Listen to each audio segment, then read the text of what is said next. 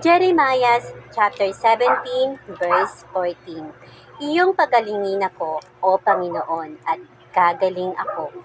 Iyong iligtas ako at maililigtas ako, sapagkat ikaw ang aking kapurihan. May mga panahon sa buhay na tayo ay nasasaktan, hindi lamang sa katawan, kundi pati sa puso at isipan.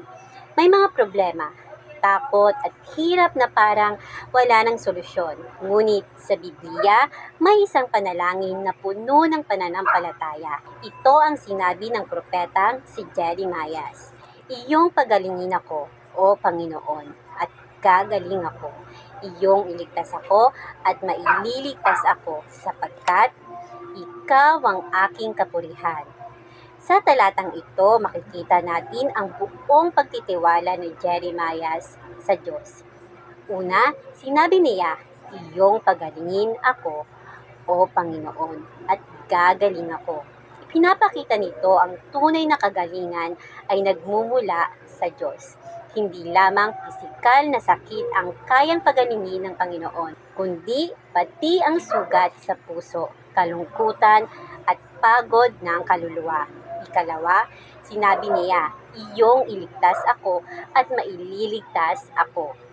Ito ay pagpapakita ng pananampalataya na ang Diyos lamang ang tunay na tagapagligtas. Kahit gaano kalaki ang problema o panganib, kapag ang Diyos ang nagligtas, tiyak ang kaligtasan. At ikatlo, sinabi niya, sapagkat ikaw ang aking kapurihan. Ibig sabihin nito, ang Diyos ang kanyang ipinagmamalaki at pinupuri.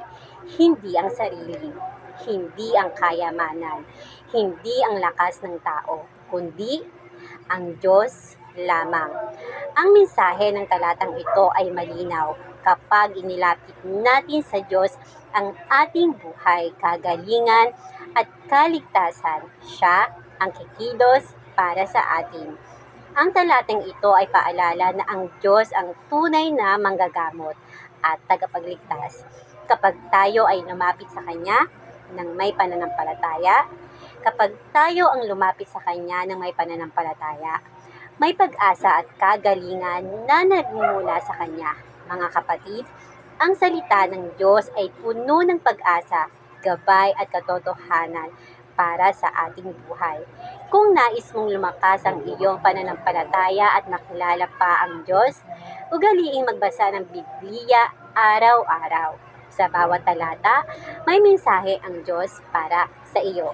At tandaan natin, kapag ang Diyos ang ating sandigan, may kagalingan, kaligtasan at tunay na kapayapaan sa ating buhay. Magbasa tayo ng Biblia sapagkat dito natin mas nakikilala ang Diyos at ang kanyang kalooban para sa atin.